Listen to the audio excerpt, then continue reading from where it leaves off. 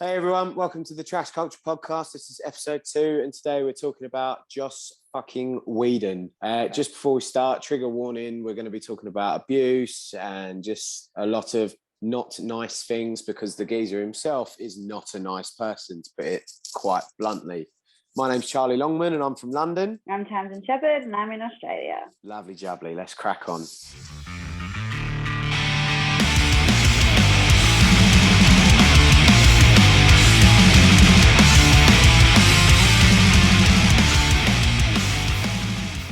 So the first one I put up was, who made you realise that Joss was the real monster? And the options I've got was Charisma Carpenter, Ray Fisher, Kai Cole, and then other. So who do you reckon scored the highest? Ray Fisher. Interesting. So Ray Fisher was actually second. So Charisma Carpenter was the highest. So most people, I guess, started to realise what was really going on with Joss through Charisma. But I guess when you think about it, Charisma was in support of Ray Fisher, right? I mean, it's probably a generational thing, to be fair. The thing that got me was a YouTube channel called The Passion of the Nerd. He does these really great like essays about Buffy and Angel and Firefly, actually. He was talking about how Charisma was treated during Angel season 4, and then pointed me in the direction of the assassination of Cordelia Chase, that famous essay. That was the first time I read about it. You know, Ray Fisher working on the DC movies and everything that Joss did with Marvel, you can hide it behind Marvel and DC. You know what I mean? Like, and it kind of gets diluted a bit. And like Ray Fisher, I know, while gunning for Joss Whedon, was also going after Jeff Johns, who's like a writer, and I think he's like in charge of I think he is actually in charge of DC now.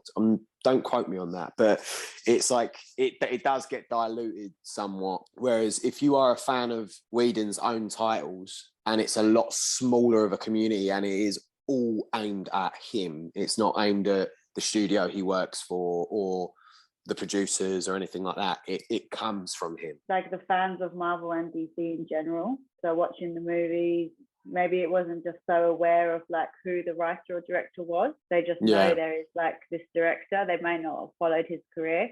Whereas I think a lot of people that had watched like Buffy, Angel, Firefly, they'll go watch those Marvel, DC films just because they're a fan of the director. I think that's what I'm trying to say. Yeah, no, you're right. I think with something as big and as ongoing as the MCU or the DCEU, you're watching it for that. Like, I couldn't really tell you, apart from, I know like Sam Raimi's doing the next Doctor Strange film, but like I couldn't tell you the director of the first Captain America movie. You know what I mean? Like, so I think there's too many of them to really like keep up, you know, with who's who. Yeah, and they're not really given like they're not really like our tour films. Like, you make a Marvel movie to make a Marvel movie. You don't make it to make Europe. Like, so I do think, it kind of gets lost. It's a bit more different with his work for DC because there was the whole, you know, he took over from Zack Snyder, he butchered a movie, and it's more his fault that something went wrong, whereas his story with Marvel was he directed the first Avengers movie and it was amazing and XYZ. Yeah, I guess because even, I suppose, before Ray Fisher came forward, there was still already that controversy. So his name was kind of like already out there. It wasn't like the first time people had heard his name, even if they hadn't have heard him from the other universes or things like that. All right, the next one was, what do you think his biggest crime was? So the first one was his treatment of the actors, actresses, and crew on set.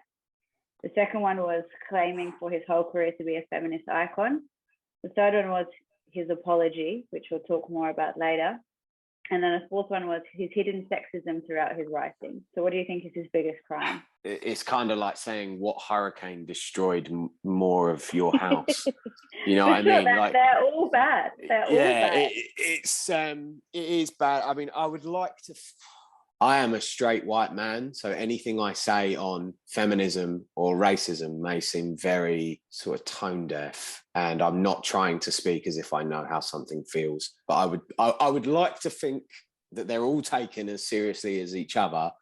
Sadly, I think the current zeitgeist of the world is feminism is still looked at as a very bad word. Whereas racism, everyone can get behind racism is bad. So I would probably say his mistreatment of his actors, especially Ray Fisher and stuff like that, was probably seen as his worst. Yeah, it was voted the worst in the poll, was like his treatment of like the actors, actors and crew. I also just think that that's the most talked about part of it as well.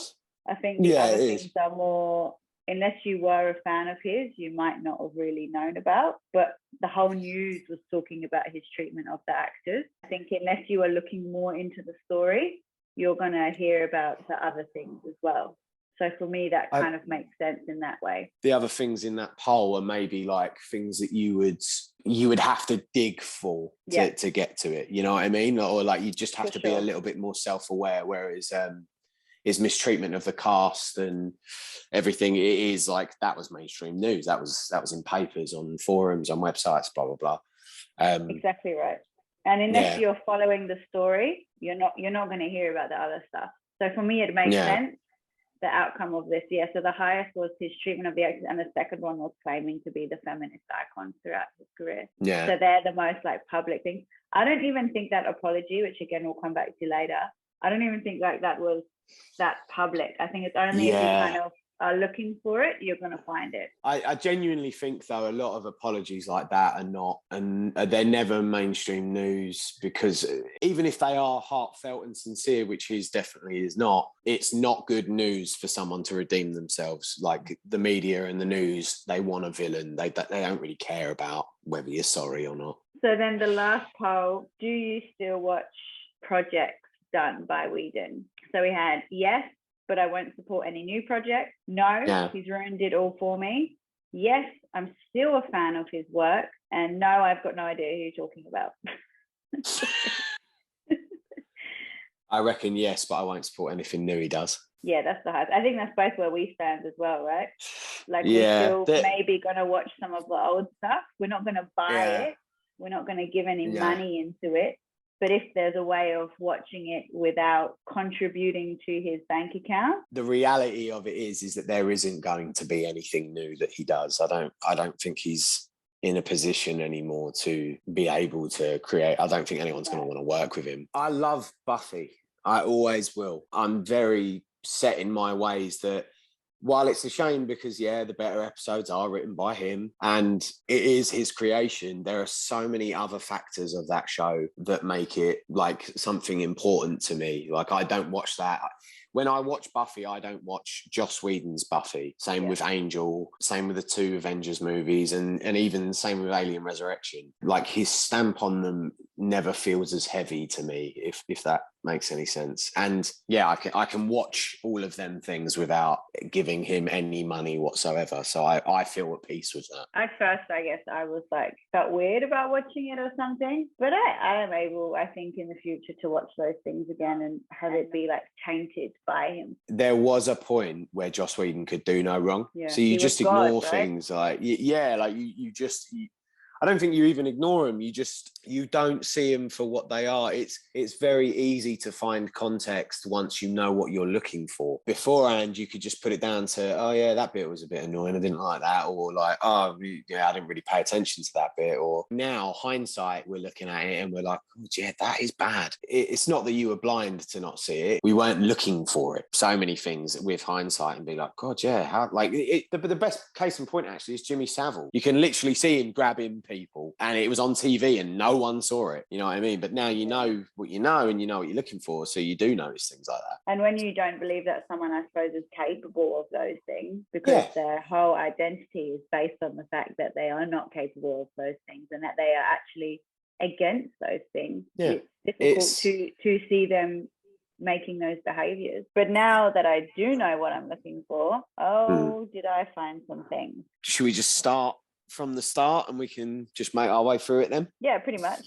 So here, the first sort of point on here is Firefly. So you've seen Firefly, obviously.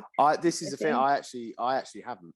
I've watched the first couple of episodes. I didn't like it and I stopped watching it. Firefly is not a show I've ever been a fan of. Fair enough. We are entitled to our own opinions. I guess I'll have to do the explaining. By all means. No, by all means.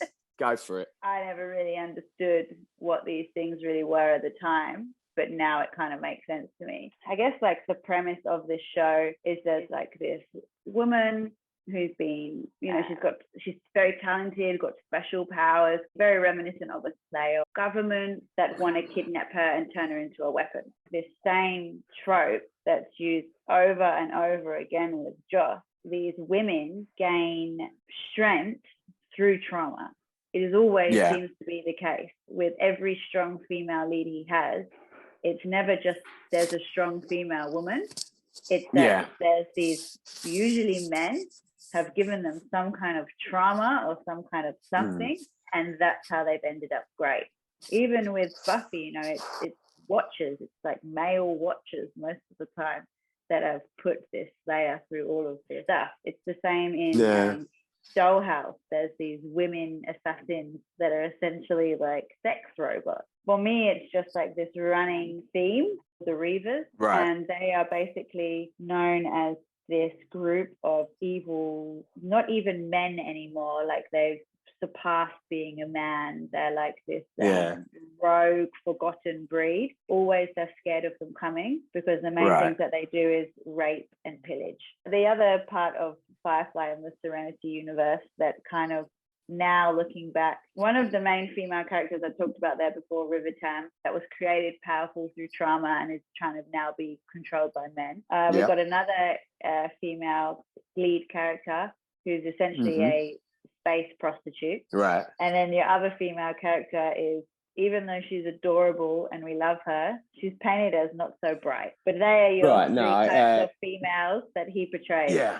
A prostitute, a not so bright woman, and a woman who is really powerful and strong, but she only got that way because she's been through trauma. Yeah, that is a lot to unload already. See where I'm coming from? It would help if you kind of knew these characters that I was talking about. No, well, I'm just trying to think. The space prostitute, I feel like if that was written now, would probably be written a lot better, because now the whole outlook on sex work is a lot more liberal, and I can see how back in it was like the early 2000s, Firefly, wasn't it? Yeah, like 2002. I can see how that got past you, because it was probably actually Joss Whedon thinking he was being ahead of his time, but probably wasn't written very well. Yeah. The other thing was moments in Firefly where the main character, like Nathan Fillion's character, makes comments that are like whore, like face whore, or they get her to like use her feminine ways to help them in situations. It's because she's a prostitute, so it's all good. The thing you said about Buffy and the Watchers and all of that, I'm really hoping it wasn't Joss Whedon that wrote the episode, but there is the whole story arc of Buffy telling the Watchers where they can shove it, having a go at the first ever Watchers for creating the first ever Slayer. And what they did to her, tied her down with chains and put a demon. Yeah. But then, you know what? Actually, that sounds like I'm defending Joss Whedon, which I don't want to do, because I'm not sure whether or not he did write the episodes that retcons that idea. So even before that, the Watchers, they make Buffy, is it on her 16th birthday? On her 16th birthday, they put her through, the trial. They put her through those trials because they give her poison or something. What is it? They give her the thing that diminishes her powers, helpless. And then they lock her in the, and it's the pills, I want pills. Fuck it, I actually fucking hate that episode. It's so annoying. But anyway, that was my rant with Firefly. That's, you're looking at the time frame that I'm on. It's 2002. So we're moving into now the Buffy Angel universe. The one thing I will say, about Buffy is that, and I think like the sadder thing looking back on it now, so you're saying about how, he hid behind the guise of he was a feminist and he was, very forward thinking and all that.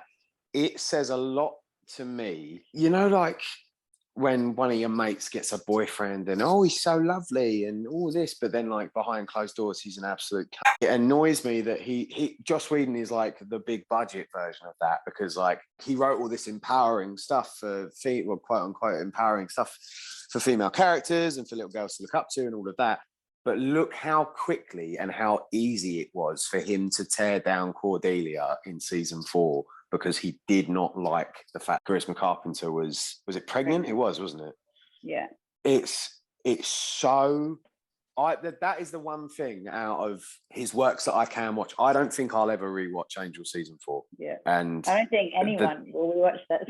I mean, like everything else aside, it's a very bad season of television. It's very poorly written. It's poorly acted. It's just not nice. But the actual looking at it now with the knowledge that it's so uncomfortable. Imagine destroying a whole season of a show that you created just to mess with a person. Yeah, fuck that. Just even like the themes of it just make me very... The whole Connor thing, the Connor and Cordelia thing. What was that about? It's like, I'm going to make this woman who I have already voiced my grievances about her being pregnant. I'm now going to make a pregnant lady basically like in character shag another character that like a couple of episodes ago she was putting diapers on and mothering. Ugh, it's so right. And like, yeah, okay, the whole big twist is it wasn't actually Cordelia and blah blah blah, but like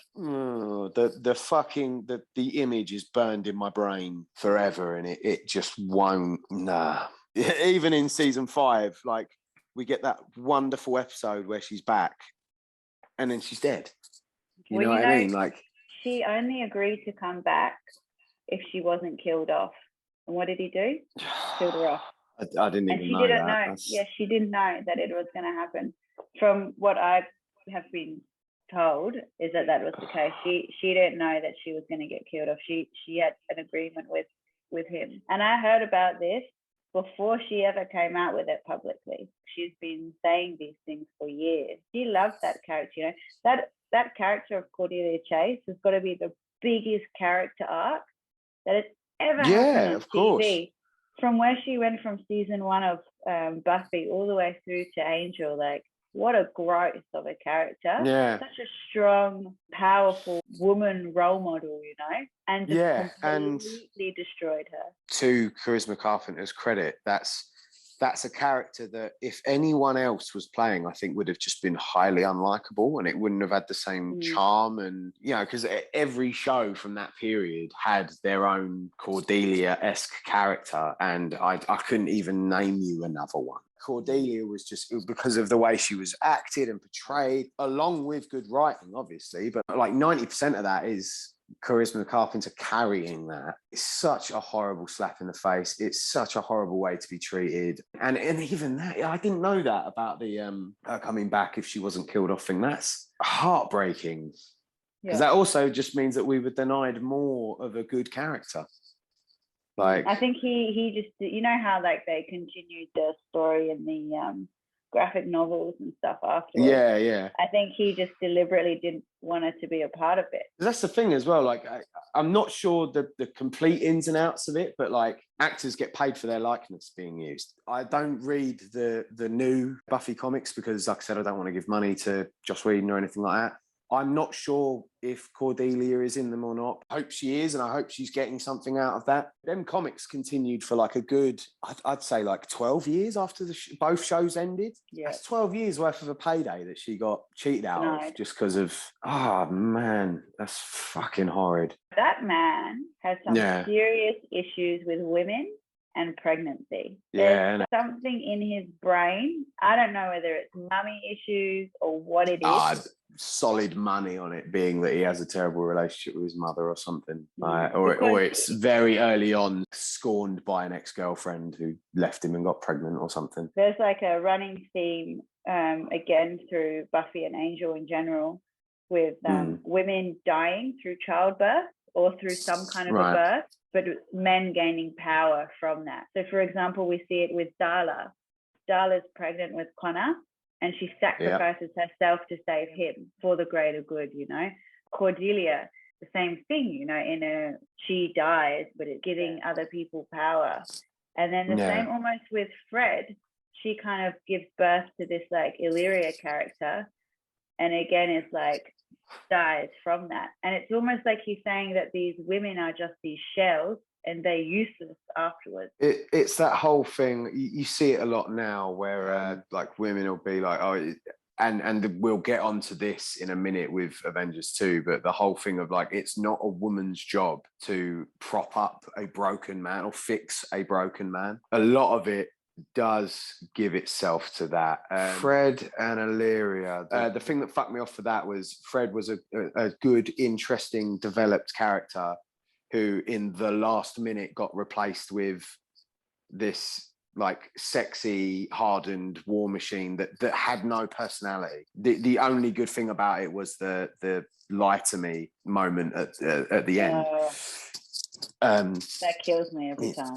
Yeah, that reduces me to a fucking puddle. But like, it is like a whole point of like, yeah, Fred was just this amazing, like adorable, well thought out character that just was like, okay, well, yeah, but let's stick her in leather and sexy her up, but I don't know whether that's me reading into it too much. But yeah, it even down to like when I first looked over your document and I saw that point, the first thing I actually thought of was season 3 Buffy, where Buffy basically works Angel into her first so that he will feed on her. He gets stronger as he makes her weaker, which to me, I remember not liking in the show, because the whole point of the show is basically the opposite of that. What if the blonde walked down into the alleyway and kicked the monster's ass? So yeah, okay, it's Angel. We root for him. He's a good guy for the most part. That left me with an icky feeling in my stomach. Story arc of Willow is another example of the women gaining power through trauma. Tara dying, this major trauma in her life, amongst all this other crazy shit she's seen throughout her whole life, right? What happens? Yeah. What becomes of that? Evil Willow, and all of that power she gained. Would she have gained all that power if she hadn't have been through all that trauma? I'm trying not to ever sound like I'm defending him, but I would argue that Willow's character at least is shown to be, it's like a metaphor for like an addict, you know what I mean? Yeah. With what starts her on that journey. But there definitely was a trauma trigger. Oh yeah. It would have been nice if, it would have been nice. Nothing would have been nice about season 6. Maybe would have been a little bit more authentic if it was like once again the death of a really good, strong female character. Did we need to kill the first gay couple? No, the handling of Willow and Tyra, considering that the studio were constantly like, you can't show them kissing, you can't show them doing this, that, whatever. I always thought the show handled it really well in a really tasteful way. The jokes that were sort of made to imply things were really clever. They weren't like crass or anything like that. But then it's like, okay, I'm bored of this now. Let's kill her off. You know, like I see it, Joss Whedon was sitting there in his house and he had a list of like 10 ways to be seen as a feminist. And one of them was like, put a gay couple on telly. And he's like, oh yeah, done that. I can get rid of them now. You know what I mean? It's almost like that. You think he was checking a list off? Yeah, maybe. Yeah. Good people worry when they do something bad.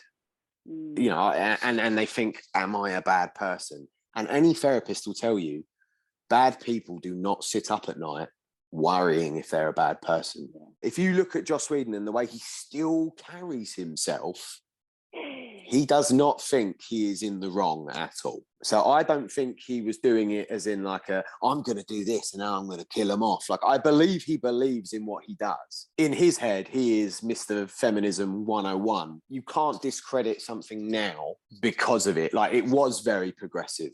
They have created safe spaces for people to feel a part of something and connect to things. I'm not saying that these shows or anything like that are now bad. I'm just questioning maybe the intention behind it. I'm just making a drink.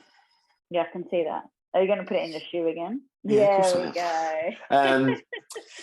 I would argue that show is the reason why when I see a gay couple on TV, I don't think twice about it, because I grew up watching Buffy. We're going to talk about Spike? Yeah, I was thinking about this all morning. I think for me it says bathroom scene, and I think no. In Seeing Red, isn't it? Yeah. About. Yeah. Could that not have just been a fight? Yeah, it's so horrible. I have only seen it. I've only watched that episode once. That's a tough episode. There is so much in that episode, but that I think ultimately that is the worst part. I mean, it's the worst part of the whole show. Yeah.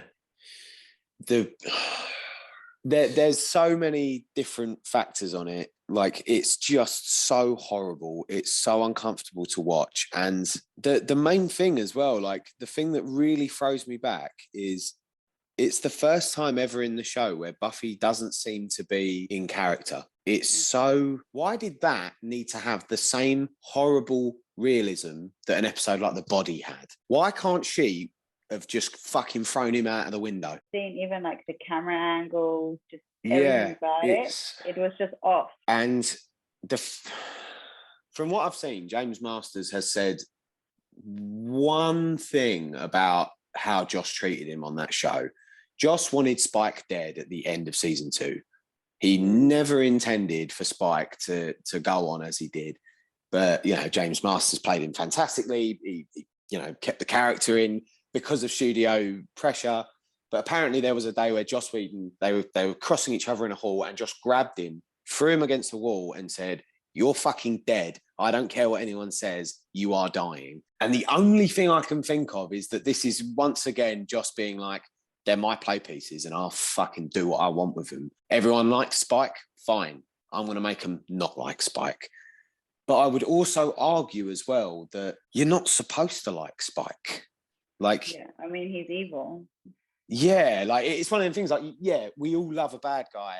We all love, you know, villains are sometimes a lot more interesting because of numerous different factors. But like, ultimately, it's like watching Fight Club and rooting for Brad Pitt. It's like, it's like what, you know, it's like watching Watchmen and thinking that Rorschach is a really cool character and I want to base. It's like reading Judge Dredd and not realizing that he's a fascist. It's like it you know, rooting for him is stupid. And I feel like the only way this scene in this episode would have been a good, worthy payoff is if Spike fucking died. Yeah, it's the only thing. Whereas if Buffy, instead of taking it and crumbling and crying, which was so, it was painful, if she had just grabbed something, wallop, done him, ended him, because that would have said, look, he is a fucking horrible cunt. You're not supposed to like him. Look what he's just tried to do. He's dead now. End of. I mean, I agree with everything you're saying. I mean, it's hard because I kind of understand maybe what they were trying to do. Like he, you know, neutered with the chip, you know, he's like this evil monster or whatever that wants to kill women, right? Slayers, and like thrived on it. Then he's neutered, and he's like this pathetic thing, right? Former shell of himself. Yeah.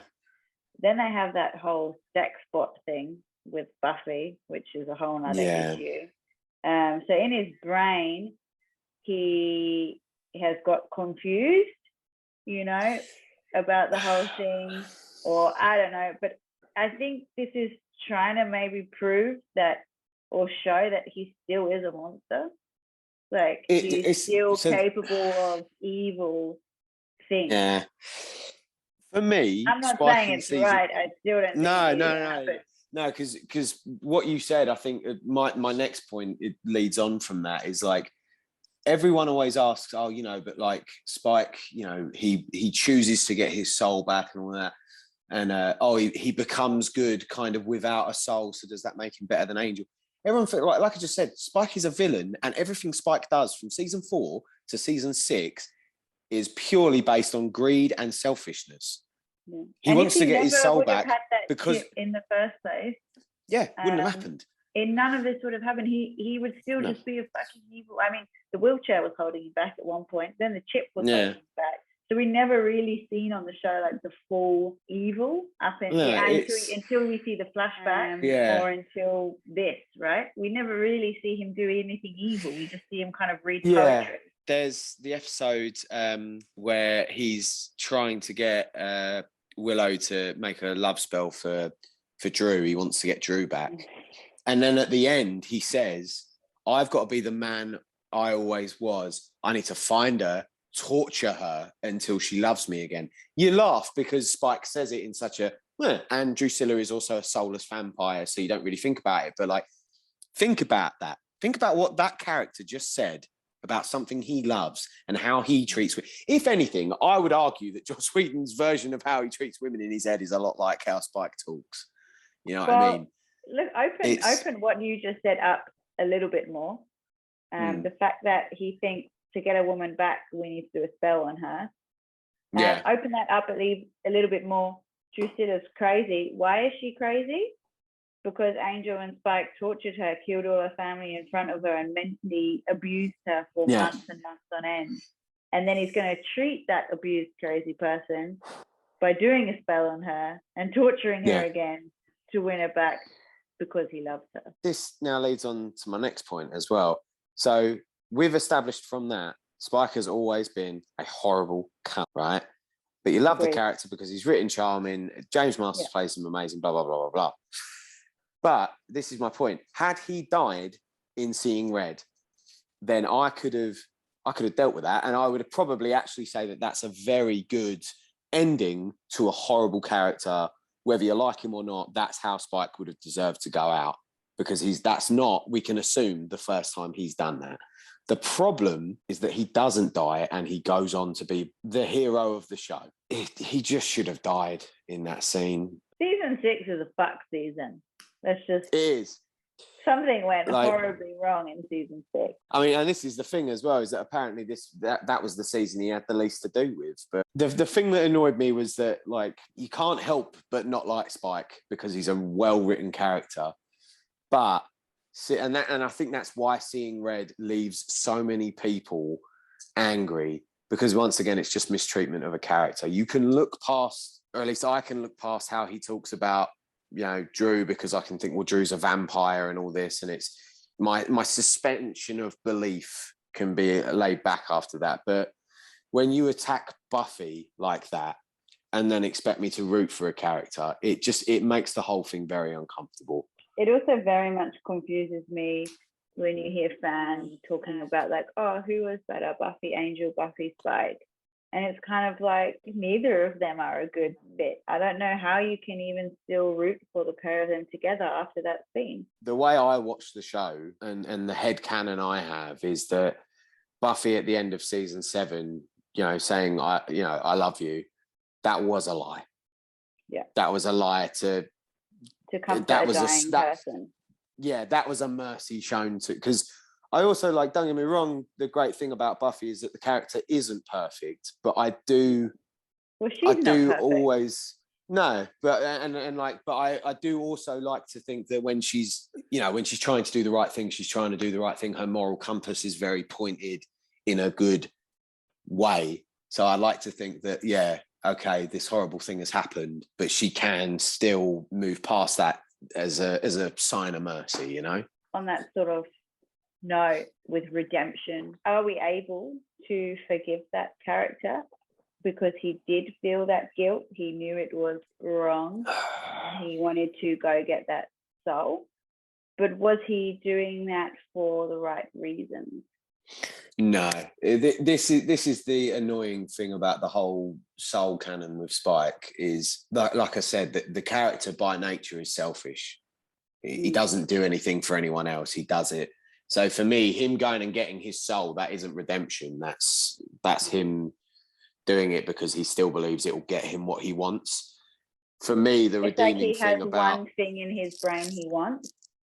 Yeah, and he'll do whatever to get it. It doesn't matter who he hurts or... The thing that redeems Spike is the last scene for me, because that is very much an unselfish act. Still doing it to try and get that acceptance. No, because then I believe that even in season 5, the line where Thingy's like, oh, why don't you go see Buffy? And he's like, I went out in a blaze of glory. You don't just walk back from that. I'm going to leave her. I'm going to let her have her life and do what she wants to do. I think that's probably the best thing his character ever did, right? Yeah, no, it is. It's and there's a lot of things in Angel season 5 that I think redeem the cat. But then it's like, I'm talking about the redemption of a rapist, but then am I? Because one is a soulless being and one is a souled being. So it's so because hard. He looks like a man, but he is a monster. It is. I don't know, it's a hard thing to talk about in fiction and what I am willing to disbelieve. But then I'm also saying this as a bloke. I'm saying this as a bloke who's never been sexually abused, as a bloke who's never had anyone touch me in a way that's made me feel uncomfortable. So I don't know, to be fair, Tammy, maybe I'm not qualified to talk about redemption on this, and maybe I should be asking you this question. What irritated me, Buffy was a character for me growing up, was like a role model, right? This is someone who can fight the demons, makes you feel strong and makes you think you're capable of anything. But the one time she was faced with something that can happen in real life, was she strong and able to fight, or did she just crumble? And that's what bothered me about it. The most realistic thing that actually does happen, not vampires, not shark demons, not the most realist thing that affects most women. It was not a strong reaction that she has for everything else. Why couldn't she have just beat him up like she's beat him up 100 other times? Why couldn't she have shown that strength then as well to make other women, there's no hope basically, right? If not even she can defend herself, then what hope is there for us? And that's what I found the most shit thing about it, to be honest. It'd be like watching Wonder Woman get mugged. Like it just devalues it doesn't everything. make sense, right? It's just kind of like, well, what's the point of any of this really? It ruined it almost in a way. But I mean, moving on to a more cheerier note, I think we've covered the Buffy and Angel universe there a little bit. We move on. We get back on track with Joss Whedon. Did you ever watch Dollhouse? I didn't know. Who was in Dollhouse? It was Eliza, was the main character. And am I right in thinking that this is one of the things that she had loads of grief from? What do you mean, like grief? She called out the team behind a show she was on recently. True though, that must be it. And the actor, he would make comments to her like I'm gonna sleep with you or something, like say it to her. Just like things that's not word for word, but just things like that. For the people watching, you've got to read it, and maybe we can put some links or something in the description if you want to read into it more. It's a little bit off topic. I guess we kind of have to stick to Josh, otherwise this could open up into a huge thing, which maybe we can talk about another time. Look, Eliza, we'll come back to it, but she was very much supporting what the other women said about Josh.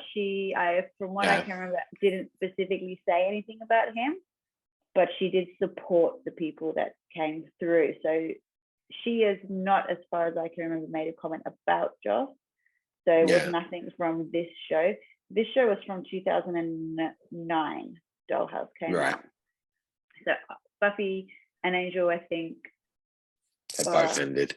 Finished 2003 or something like that. 2003 and then 2005 for Angel, if I remember correctly. Yeah, and then Dollhouse came several years after that, and I think it was 2 seasons. It didn't it didn't last very well. It got cancelled, perhaps.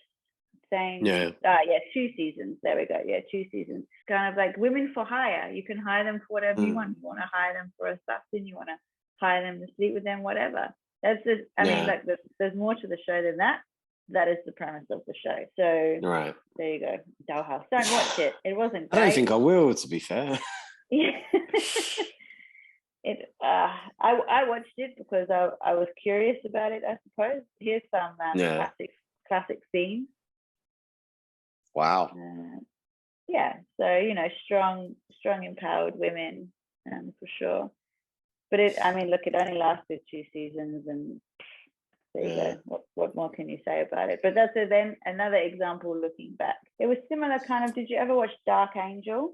No, that was a whole period of TV where I was just like, this all looks kind of rubbish and samey. And I mean, I watched Dark Angel. I quite liked it with Jessica Alba. And then you kind of had like Alias. And stuff like Alias, and that's when like the Bionic Woman remake came out, and like it was I think they were all just trying to fill the hole that Buffy left on TV. But they didn't. It wasn't the same, right? No. There's just quite a few of these movies and TV shows, and it's about these women, and they have like chips, or they're robots, or they're assassins or something, and then they're always like hypersexualized. And why can't we just have cool female assassins? Why do they always have to like wear leather tight cat suits? Or so funnily enough, when you said that, the first thing I thought of was Ellen Ripley from the Alien films. And then I remembered the weird sexual tension between Ellen Ripley's clone and Winona Ryder in Alien Resurrection, written by Joss Whedon. It's it seems to be a trope, isn't it? Like, I think that's why I prefer female characters, was growing up watching Alien. That is the kind of female hero that I want. Yeah. Wearing just normal clothes, like trainers and something you're actually going to run in, not high heels and skirts and shit. Like, you ain't running away from anything. And why are you running away? Like, oh, mate, look at this. She's having life with her cat. That's it, with Jonesy the cat. Right. Paris Race from Battlestar Galactica. Another awesome prime example for the most, women working amongst the boys, wearing normal clothes. Yeah. That's pretty much it. That's all I got for you. What is next on your checklist? I'm going off topic now, so I'm going on a rant. All right. Next one, we got Age of Ultron, 2015. Right. Black Widow. Did he write Age of Ultron? Because that explains so much. I'm pretty sure he did. Have a quick look, because before I start on everything that pissed me off about this film, I want to make sure I'm aiming it at the right person. Written and directed by Joss Whedon. Right. Yes. Okay. Yeah. Let's talk about the utter bollocks that is Black Widow in this film. Yeah. Fuck me. Just like, you've spent she first appeared in Iron Man 2.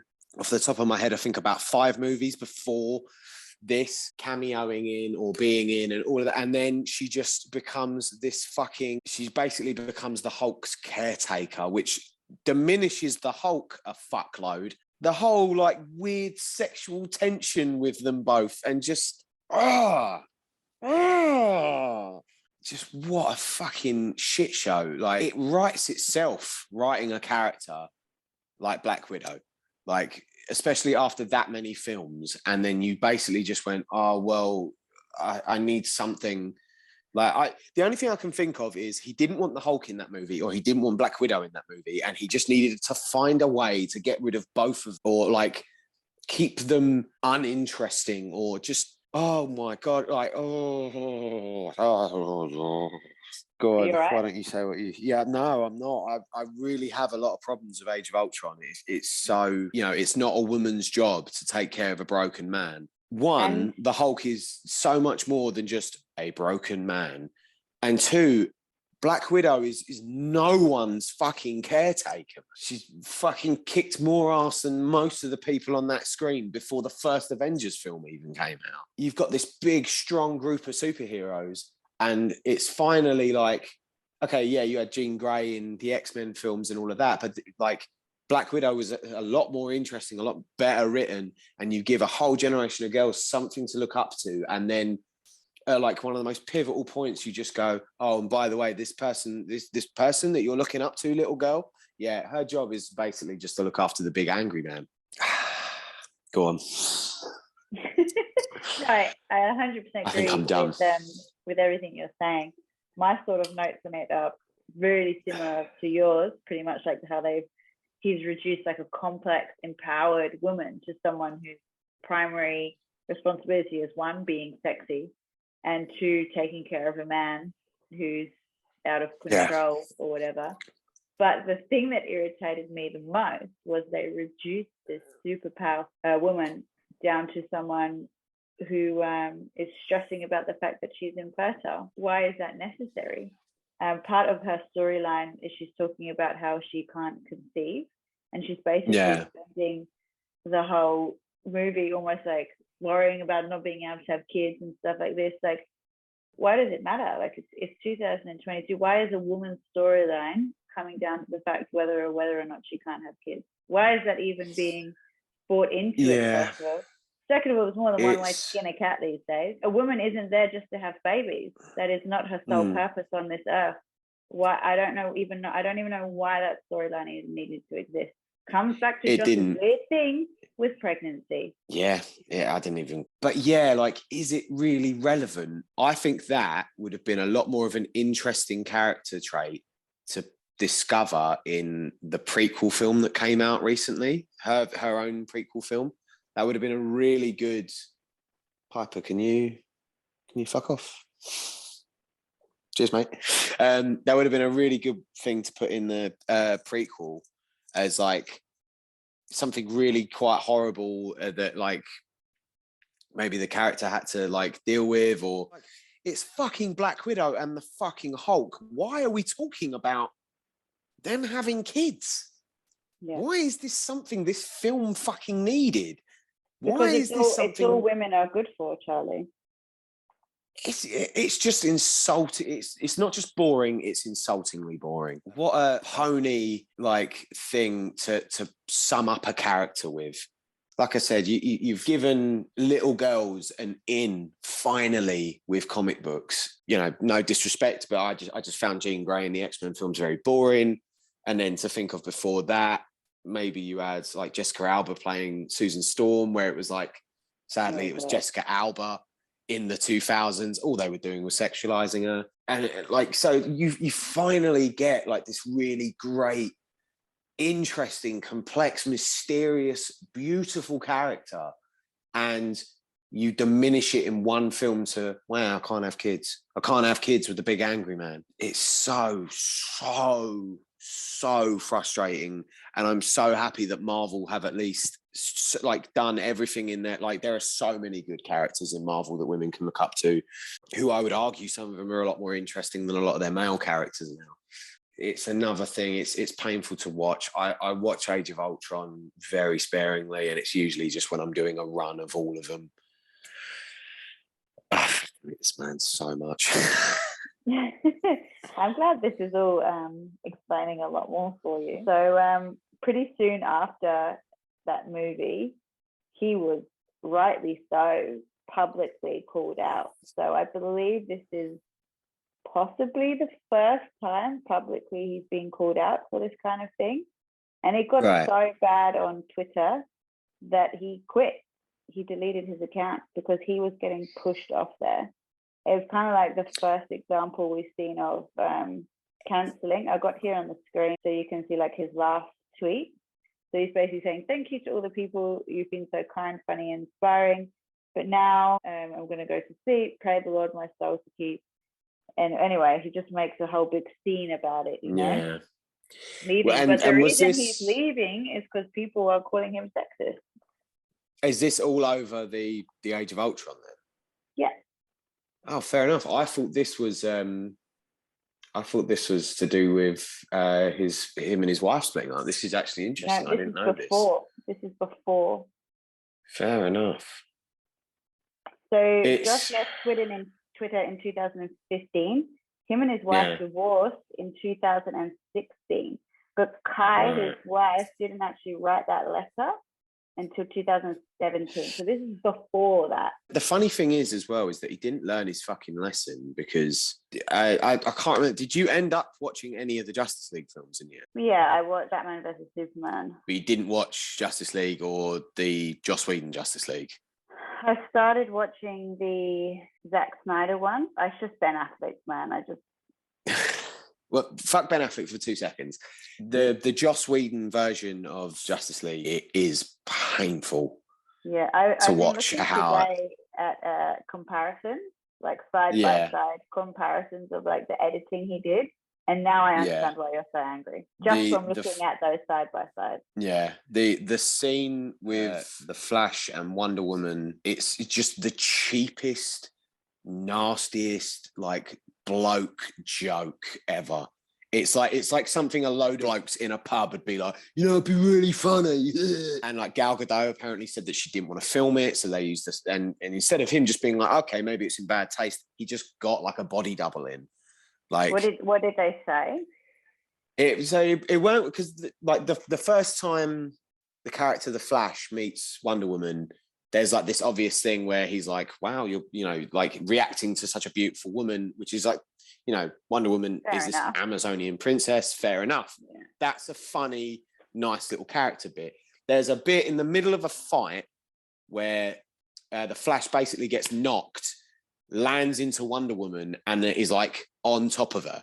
Oh, it's uncomfortable. But it's like supposed to make you laugh because he gets up and he feels all flustered and embarrassed by it. Like, yeah, if you Google it now, I bet it'll probably be like the first thing that comes up, to be fair. Oh, this. That, yeah, it is uncomfortable.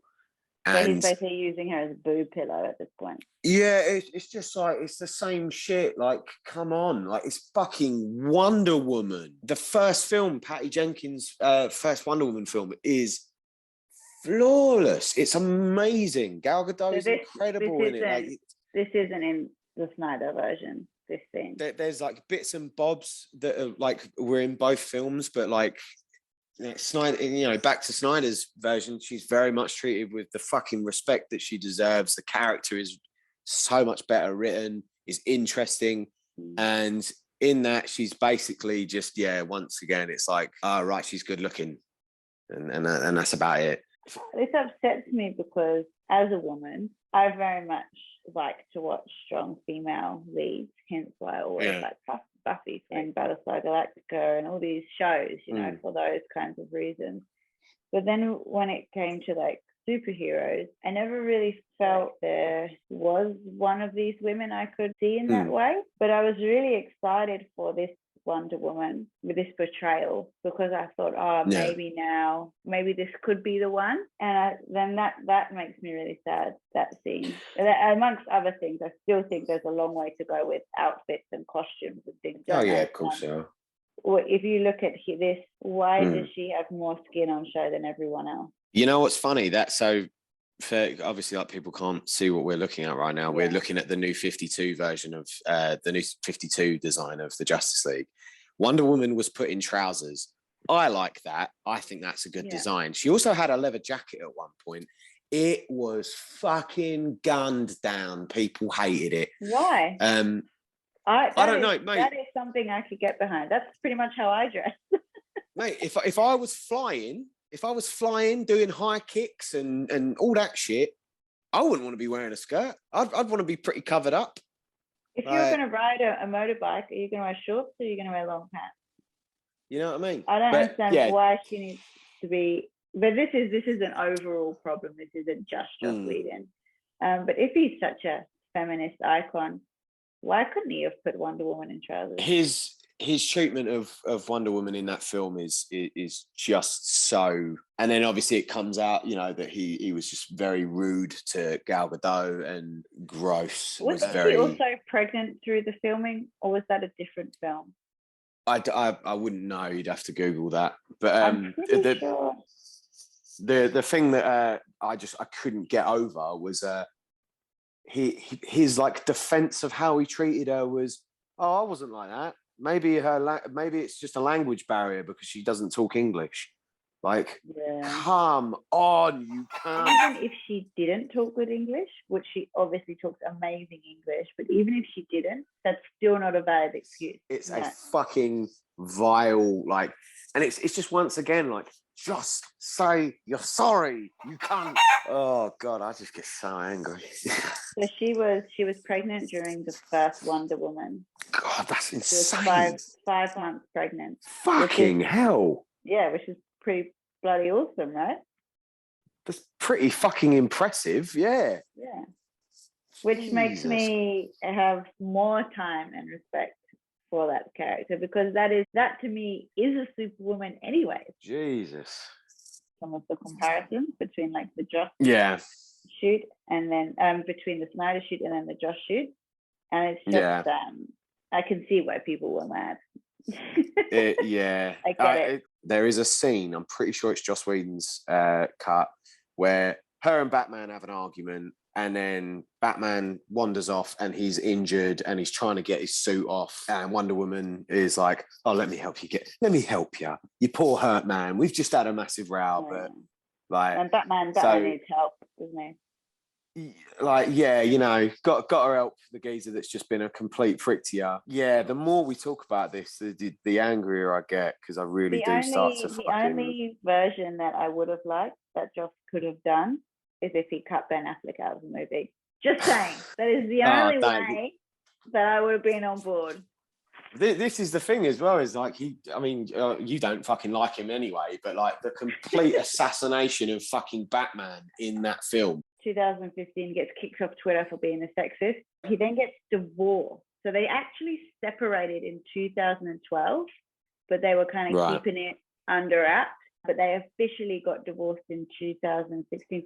Separated before Adventures, and then they officially got divorced in 2016. Heading forward, in 2017, we get the leaked 2006 script that Joss had wrote for Wonder Woman. I have never read this script. I really want to, out of curiosity. To cut a long story short, incredibly sexist. I can imagine. Incredibly. Over-sexualized, so many reasons why it caused such a big backlash. He wrote it in 2006, but it didn't get leaked until 2017 because people were obviously already looking into him being sexist. He'd been kicked off of doing the Batgirl movie as well, because I think that came... Joss was dropped by Batgirl in 2018. Oh, okay, all right. So this is, yeah. It's all accumulating, right? 2017, we get the open letter from Kai, his ex-wife at this point, and she comes out where he's not really a feminist icon. He was cheating on me on the set of Buffy, so it went back that far. Doesn't say like who with, but just says there was cheating involved, and just basically said he's a fraud, essentially. So now we've got that, like a public statement from his wife, not to mention the script, to mention Age of Ultron. We're getting quite a lot of evidence. Then we get him dropped from Batgirl.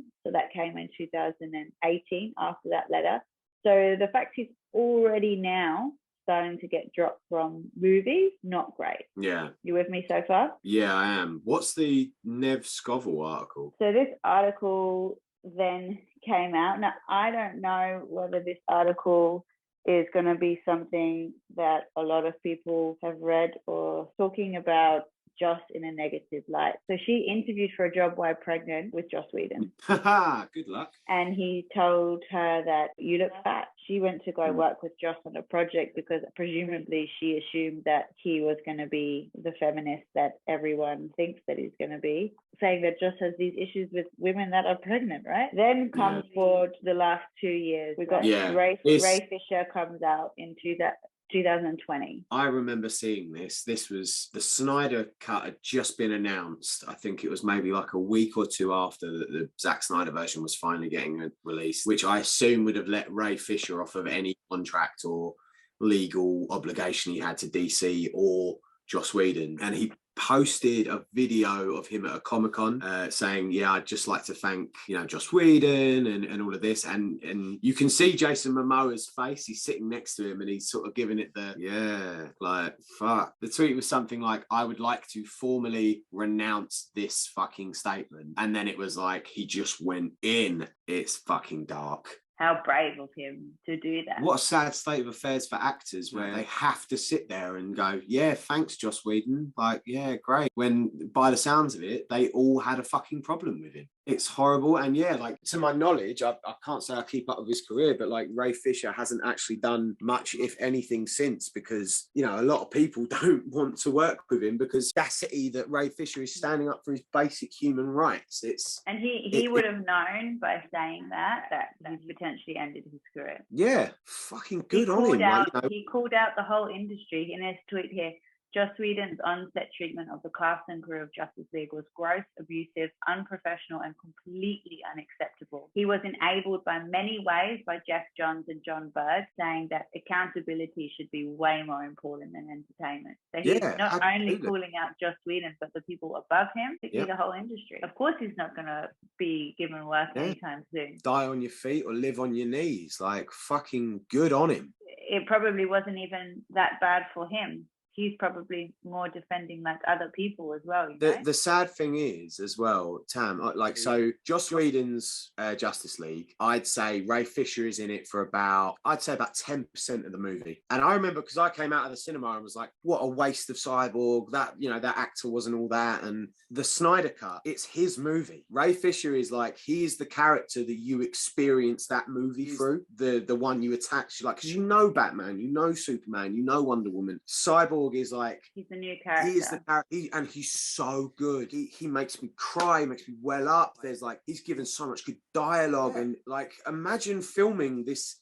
film and you really give it your all, and it's so, you know, he must have thought as well as an actor that this is your big fucking, this is it, like this is going to be the thing that launches you. Then in comes Joss Whedon, fresh off of writing a really sexist Wonder Woman script, and is like, right, well, fuck you, and I'm diminishing everything about your character. Fucking good on it. Every time he fucking speaks up, I think like he should just be given a fucking round of applause, 1,000 hugs and loads of money, to be fair.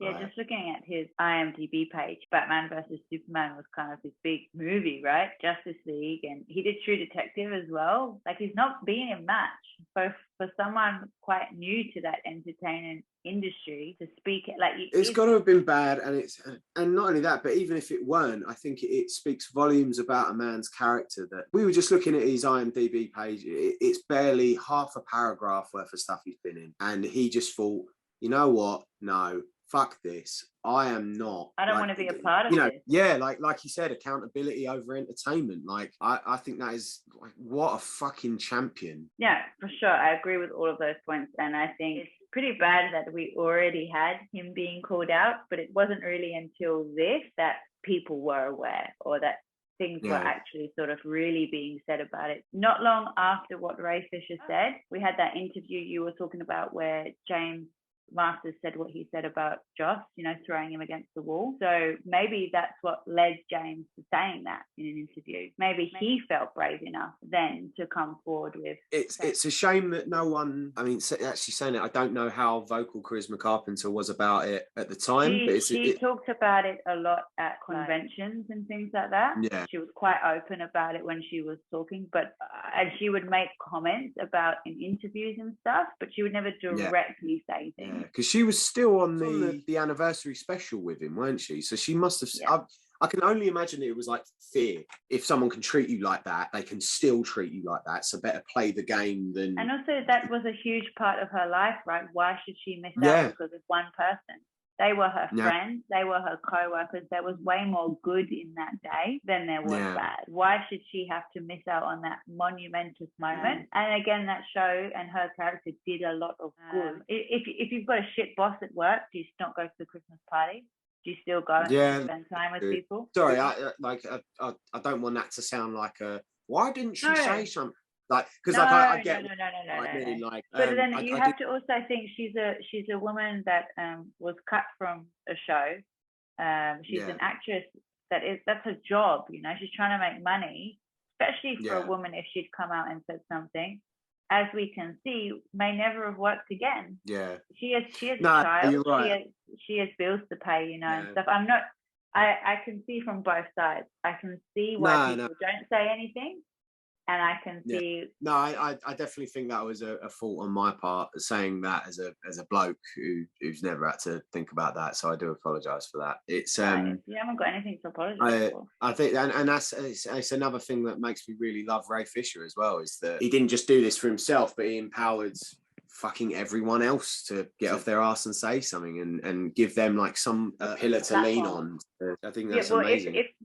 I think it was only because of Ray Fisher that Charisma came out and said something, because she shared his tweet and then was like, I support Ray Fisher. Around that same time, Sophia Crawford and her husband. So Sophia Crawford, if you don't know, she was Buffy's stunt double. She released an article around this time as well. So again, possibly because of Ray Fisher, she then felt brave, saying that Joss was trying to break them up. So her partner, I believe, was the stunt double, I want to say David. So they met on the show. One was the stunt double for one was the stunt double for other. And just decided he didn't want them to be a couple and tried to break them up and said, if you don't break up, I'm going to fire you from the show. The article where it came out about that he wasn't allowed to be on his own with Michelle Chattenberg as well. That's later. Ah, right. That's later. This article with Sophia is just about her and her husband. Right. So it's just another, and this is another article, like, unless you're looking, you're not going to find. It just shows a pattern, you know, this behavior. And then we got around that same time as well, everything's all coming out July 2020. All this stuff is July 2020. Marcy Noxon, who was a really big writer on the show, You could say like Joss's right-hand man. That show that I always remember is Marty Knox and Joss Whedon and David Greenmore. And then so we got this article with Marty Knoxon that she co-wrote with another female writer whose name is Kata Gordon, who was a writer on Mad Men. She came forward to say how she was treated badly on Mad Men as a female writer, that she was suffered from harassment basically as a female writer on the set. And so Marty Knoxon is like backing her up in this article. And the article is about how to avoid harassment in the workplace as a female. Even though Marty Knoxon doesn't name Joss or talk about him, she talks about her own experiences with that. What a sad state of affairs, where it's how to avoid harassment and not blokes. Stop harassing women. Yeah, right? All coming because of one man who's a super feminist icon. In the same year, Joss leaves another show that he's been working on. But let's face it, he's been kicked off of it, right? The Nevers. I can't say I even heard. Yeah, look, I kind of at this point had lost interest in Joss Whedon, so I wasn't excited about any of his releases or anything like that. From what I can gather, it was like set in Victorian times, and it's just similar kind of Joss Whedon crap that we're not falling for anymore. But yeah, he left it. Why is he just going to leave his show? Yeah, he's kicked off, or because they know it's going to be a publicity nightmare that he's attached to it. So in November, after all these people are coming forward, he's got kicked off his show potentially. And then December 2020, Warner Media decides remedial action against Joss. They've been investigating Ray Fisher's claim, and they've come to a decision. And remedial action, what does that mean? I don't know. You tell me what it means. I don't know. I don't know. I was waiting for punishment? But you're waiting for me to say something. It's concluded remedial action has been taken, provided no details of what that action is. Probably nothing, right? To me, this whole thing, and it's the sad thing about what's happening with Ray Fisher and everything. To me, I genuinely, I don't think anything's fucking happened. I think the fact that Ray Fisher hasn't been in a lot more work, a lot more prolific work since, says a lot. I'm pretty sure Ray Fisher said he will never play the character of Cyborg again while these people still work there. There's no plans for him to do that, so I assume they all still work under Warner Brothers. Ray Fisher, he posted a tweet about it. He was like, the following was relayed to me by Warner Medium, saying that the investigation is now complete. It leads to remedial action. And he says, we'll see what that means. And then he goes, this statement, which truly belongs to all who anticipated in the investigation. Warner Media appreciates you having the courage to come forward and assist the company with creating an inclusive environment for the employees and partners. There are still conversations that need to be had for resolutions that need to be found. Thank you for your support and journey. Nothing has really come of it. Probably what has come of it is they're not going to employ Joss for anything. Yeah, it seems like a very long-winded way of saying, thank you for catching us. Sorry you caught us. We're scum. We're not going to do anything except the very bare minimum. Have a nice day. As bad as Joss is, there's people above him that know these things are going on and are okay with it, right? That's it. Like, as a comic book fan, I've grown up on Jeff Johns' work, and it really upsets me that he was involved in this, and it makes me question that guy's work. You know in the latest Batman film, you know that club that they're all in, all those men. Was it Club 44 or Penguin Gaff, the Iceberg Lounge, and then it's got the real club. And the downstairs one was like where all like the politicians and the whatever hang out in. That's the entertainment industry. Yeah. I'm not saying everyone, but look at Harvey Weinstein, basically the original Penguin. Anyway, going down a rabbit hole. Sorry. Later in December, Jason Momoa may retweet a post of Ray Fisher's and says, I support you. So then we get Charisma Carpenter after Jason Momoa that posted her statement about Joss from when she was on Buffy. She posted like a 2-part thing that talks about, we already talked about the destruction of Cordelia Chase's character and Charisma's treatment on set, which was appalling. Then Sarah Michelle Gellar came out and said that although she was like really proud of the show, she has no intention of being involved with him again, with Joss again. She doesn't want anything. And that's pretty much, she kept it very classy. You can tell that she has been in the industry for a long time. She knows the right things to say and still get work. Yeah, I think as well, it's coming from an actress who doesn't do a lot of high profile stuff anymore. I'm not saying that her career is diminished, but she does a lot of voice work now. She loves her cooking. She can live quite comfortably off doing less high profile stuff. And whether it's right or wrong, maybe she just wants a quiet life and doesn't want really to be. Yeah, I think she's quite a private person. Like, there was for many years she never even spoke about Buffy. It's only recently that she's now talked about it or post something about it on social media. Yeah. I just think it was a very her response. I'm not mad at it. I think she definitely had a responsibility to say something, because she couldn't not say something, and I think what she said was fine. Like, I didn't expect more. Also, in the same way that she probably, quote unquote, owes her career to Joss Whedon, I would argue that Joss Whedon owes his fucking career to Sarah Michelle Gellar. So I think. Well, the reason that show ended was because she decided she didn't want to do it anymore. I'm sure it would have kept going if she wanted to. She had the power there, Yeah. Anyway, sorry, I interrupted you. No, it's a discussion. We got Amber Benson as well, came forward and said something, retweeted Charisma and said it was a toxic environment and it starts at the top. He says that Charisma's speaking the truth and that she supports her, and she's basically saying a lot of damage was done in that time, and she's still processing it later on. She's still going through it, she's still dealing with that, everything that happened. So that to still be that way about 20 years later, I don't know what happened there, but something wasn't right. Claire Kramer as well, saying that she stands behind Charisma, Ray Fisher, Amber Benson, and all the others that have come forward. She doesn't say that she experienced anything, doesn't mean she didn't, but the fact she's saying that I believe them, I think that's all you really have to say, right?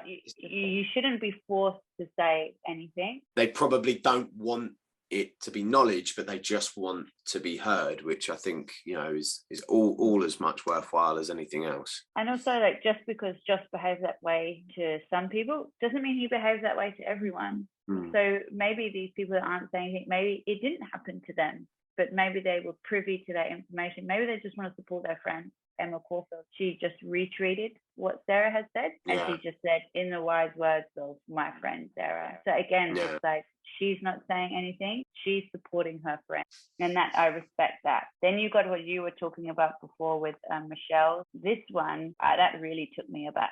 She's only brave now as a 35-year-old woman to talk about it, because she was very young on the show. She was the youngest person on that set. Prior to that, people knew not to leave Joss alone with her. Yeah, that gives me icky feelings down in my stomach. Yep. It's one thing to make comments to like a grown woman.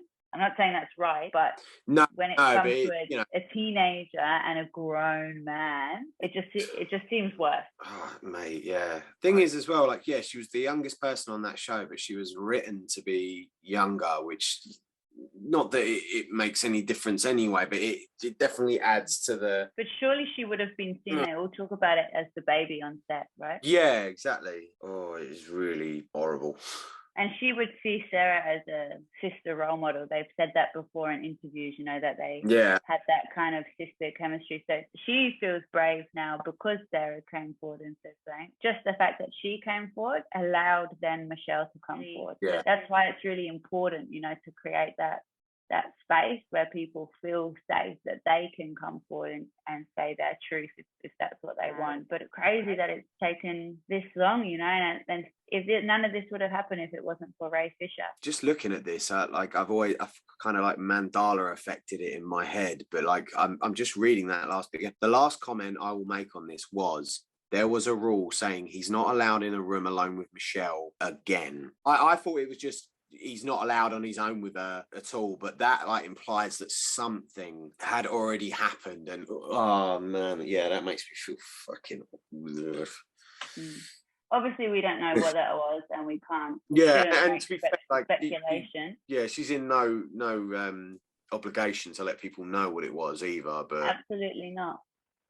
And if whatever it was, like, it's bad enough to not be in a room again with that person, and that's enough. That's all you need to know. And then we had Eliza come forward, and she is again referencing charisma here with TC, that, you know, it's shit that you've had to hold on for this for so long, that she uses the phrase, we're sick as our secret. I believe implying that hopefully now you can be free of it, that you've been holding on to this for so long, hopefully now we can get rid of that. And again, from what she's come out with later on, she has been through a similar thing. She doesn't necessarily say it's with Joss. We know that she calls out another show. She knows it's around. She knows it's in the industry. So he's like a producer, writer, did some stuff with Firefly, and he's come forward and said, casually cruel is the perfect way to describe Joss. He thought being mean was funny, making female writers cry during note sessions, and it's especially hysterical. He actually liked to boast about the time he made one writer cry twice in one meeting. I mean, this proves he doesn't have a guilty conscience. Anthony Head, he didn't make a tweet, but he was on English TV. He made reference to it. He said that he feels really sad about the whole thing because he didn't know it was going on. He said he was really taken aback by the whole thing, and he says he feels really sad because he kind of thought he was the father on set, and he feels really sad that none of the women felt like they could come and say anything to him. It's a sad thing. Like, if I heard Anthony Stewart Head say that, I think it reduced me to a puddle. But like, you got to think about how abusers work. And if I saw that this group of kids who I were treating badly had someone that they saw as a father figure and all of that, if I wanted to sort of keep them in line, I would go straight to that father figure and befriend them, and make it seem like turning to him isn't an option, because if it came down to it, he would believe me and not you. And they were good friends. So maybe they felt like he wouldn't, maybe they thought he was on Joss's side. And I'm not saying that's his fault. No, that's the way Joss made it out. It's heartbreaking because as well, like, he probably didn't see any of it because he was led to not see any of it. There's that whole thing of like, abusers are very good at keeping secrets. It's the same way that none of us saw it, right? Yeah, exactly. Bless him, because it isn't his responsibility to look after anyone, but he obviously cares about these people. He spent like 8 odd years of his life with them. He says, I've been up most of the night just running through memories thinking, what did I miss? That's the shit thing, is like, he's suffered abuse, if not directly, because now he's going to have to live with this. He's obviously an empathetic man. He's obviously going to lay awake at night and be reeling at the fact that he didn't do anything. And the sad thing is that was probably up there with one of the happiest times of his life, like to be a part of this thing that was bigger than him, with all these people that he loved. He says, my biggest memory of the show, my main memory of the show, was just how empowering it was. He's done a lot of things in his life. I'm sure that the show was such a tiny part of it. But his one memory of that was how empowering it was for him now then to realize that, maybe there was other things going on he wasn't aware of.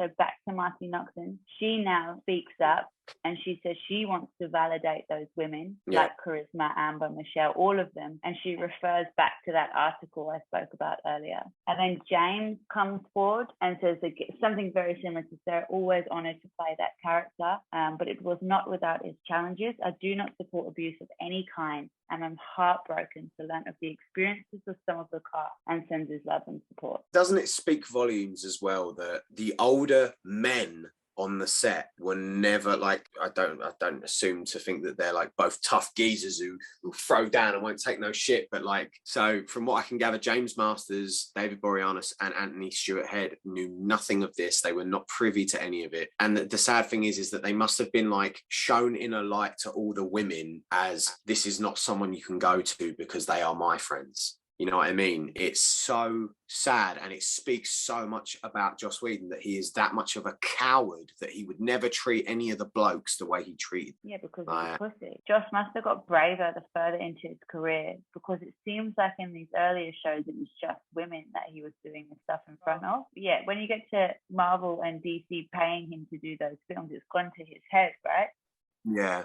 He's now like, I'm making big money now, I'm untouchable now, so now I'm just he's a commodity, you know what I mean? He thinks that he truly believes he's untouchable. Yeah, there's no way that Joss Whedon will ever get fired from something, because he's the guy who made Buffy and directed the Avengers movie. Yeah. tough guy, right? Yeah. And then David, I'm always here for you. I support you. And then Charisma replied, I know you're there for me, David. I appreciate it. He reached out privately. He's trying to back him up and said that he has been there supporting me. He just didn't feel the need to do it maybe publicly. But then he came forward and said something publicly just so everyone would leave him alone. It's a shit thing to assume that people don't care because they don't put something on social media. I think that's a very current day problem with anything, whether it's the pandemic, the war going on at the moment, or something like this. Maybe he wanted to call his friend and talk with her on the phone in a way that she could just talk. It's also... anyone who's watched interviews with David Boreanaz, he's a very professional dude. Like, I remember one with him and Alexis Denisov where he was like, you know, I like everyone I work with, but I don't go around people's houses. I don't turn up at barbecues. I don't, like, this is my job. I think it's very in character for a man like David Boreanaz to actually just fucking ring someone and talk to them rather than make it public knowledge. For sure. Totally agree with that. And it kind of sucks that then Charisma, on top of everything she's already going through, has to then come forward and defend her guy friend and say, oh, he is supporting me, guys, leave him alone. It's now being diverted to, well, hold on, why isn't this bloke saying anything? And around the same time, well, a few days later, Amy Acker came out with a statement saying, I'll always be proud of the work we did on Angel. Why personally I had a good and professional experience. It is heartbreaking to hear that not everyone did. I do not condone any actions that made anyone feel hurt or uncomfortable, and offer love and support to everyone who is speaking their truth. Yeah.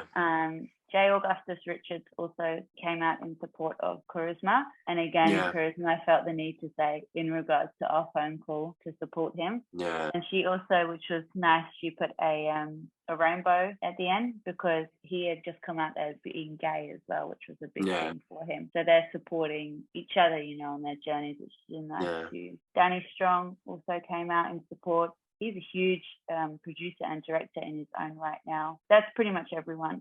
So, I mean, look, that's enough, right? It's plenty. Yeah. We don't need any more evidence. Then we got the same year, 2021, another interview with Ray Fisher, where he just goes into more details because I guess now he can, right? Now he's free from contracts and everything, and he goes into detail. He's talking about like what happened, the follow-up, the investigation, everything like that. And then we get Gal. She comes forward with her interview in May saying that Joss basically threatened her career if she said anything about it.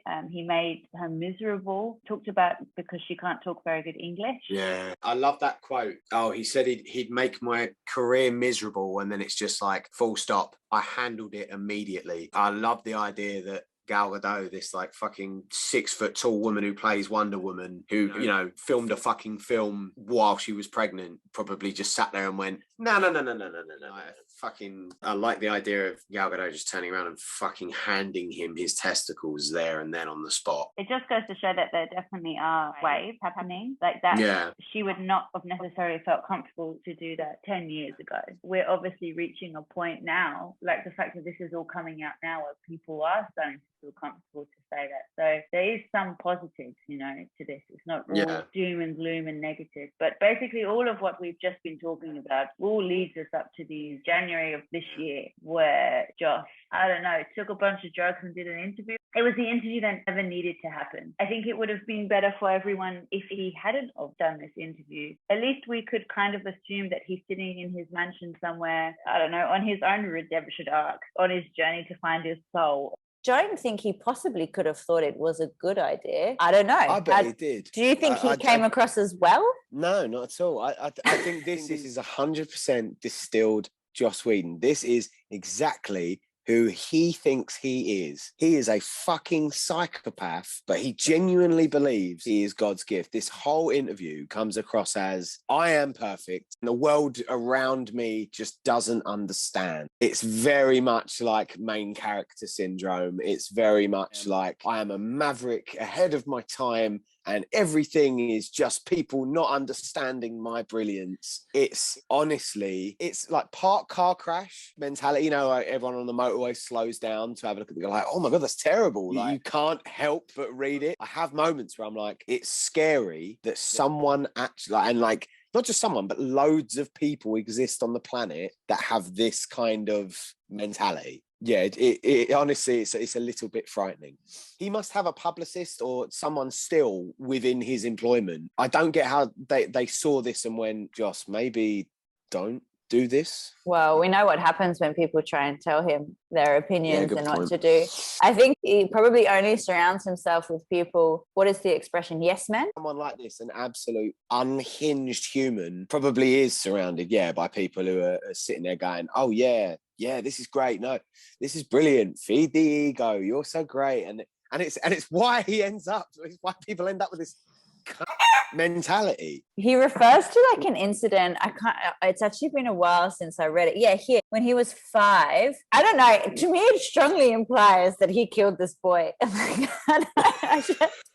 I know that I shouldn't say that, but it's like some boy like disappeared on the property or something, and he's saying he's got post-traumatic stress from it. Then he says that he walked away, leaving the boy alone by the water. And he goes, and quote, I didn't think it was my fault. See, this is perfect, right? This is the perfect example of everything. This quote starts with, returning to the couch, he affected a sort of Vincent Price voice. And now, Whedon said, tales of horror and woe, right?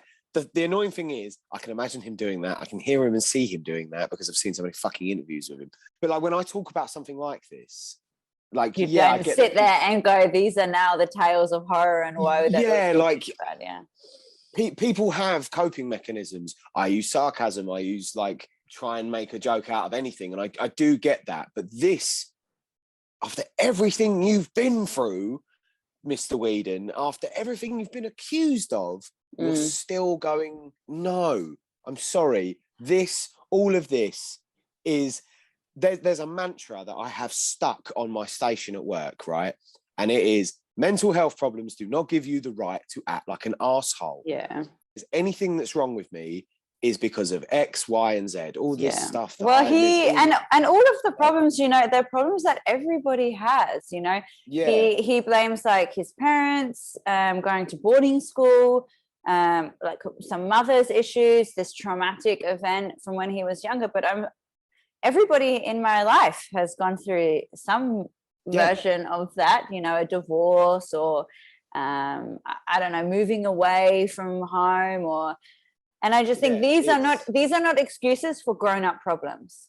I would never want to trivialize how anything that anyone goes through, but you're right. Everyone goes through these things. Yeah. It's called life, and it's what shapes you. No, but at some point in your life, you cannot keep blaming your past, and you have to be accountable for your actions. And he is not accountable for his actions. He knows that he's done some bad things, but only because people have told him that he's done bad things. He doesn't believe he has done bad things. But this is where my question comes for you, yeah? So, did we create this monster as fans? Nah. For years, we have all been saying, genius, genius, genius, just for boss, like all this stuff. Like we've praised him. We've put him on this pedestal. All of us as fans have done that. We put him on this unrealistic, we call him God, every fan of Joss Whedon has done that at some point. Like I do think that he was unhinged a little bit. Any normal person, that would make them go a bit funny, right? In the head? Maybe, but then like the only other person I can think to equate it to would be someone like Stan Lee. Yeah. So, and don't get me wrong, I'm not saying that Stan Lee has done all this horrible, terrible stuff that this but yeah, like Stan Lee has, had the exact same level of praise and fandom and, absolute adoration. Don't get me wrong, he wasn't perfect in regards, there's a lot of arguments of creator creditorship. Is that a word? I don't know, but I'm using it. People know what I mean. But like, he wasn't a nasty person.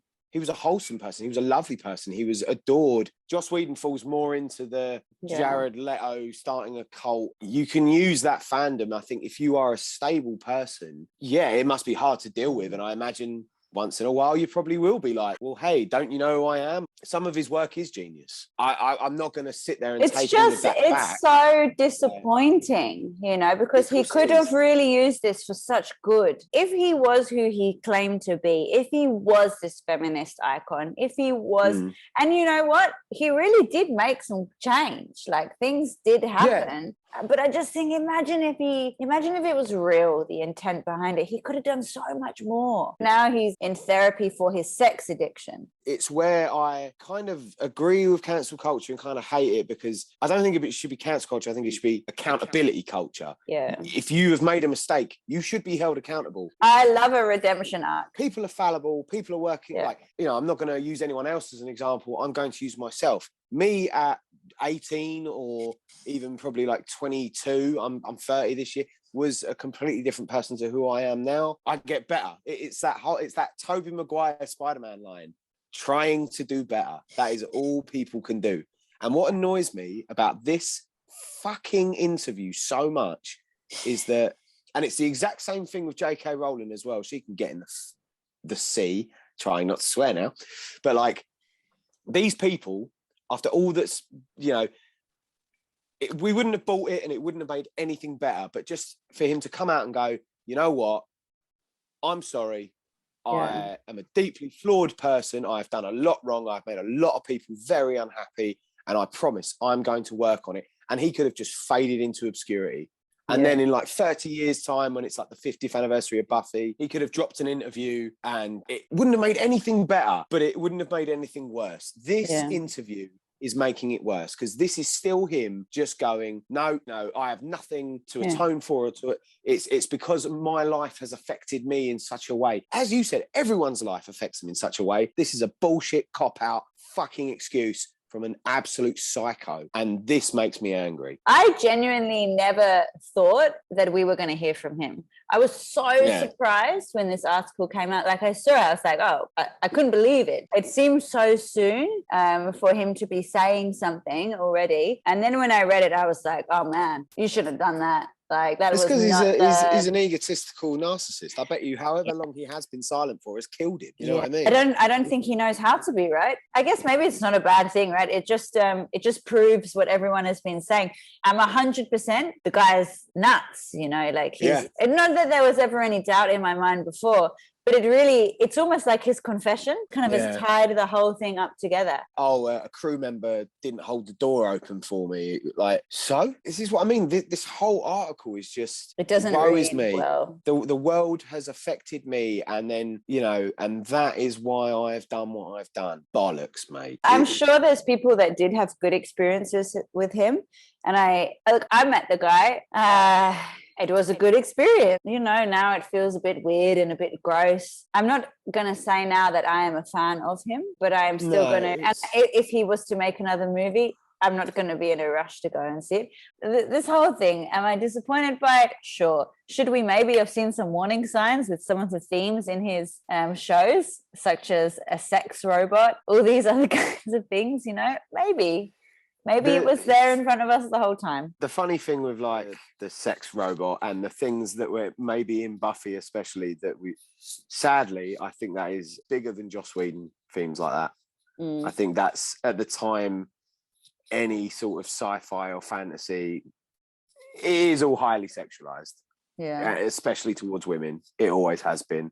I think it still is, but it's getting better. Probably didn't realise that at the time when we were kids watching shows like that, is because stuff like that was pretty normal in science fiction or fantasy. For sure. Well, there's a reason why when I was a kid, I always related more to like the boy characters than the girl characters, because they always had better storylines and they always like did cooler things and wore cooler things. Yeah. I don't know, they were always the lead character, and it was always the girl that was like the sidekick wearing something stupid. The first like real women that I ever admired was Buffy when I was a kid, and then you had Trinity from The Matrix, who wore the same things as the boys in The Matrix. First time in my life that I'd experienced that, because even with Wonder Woman, like, it's not the same. Like, I don't know.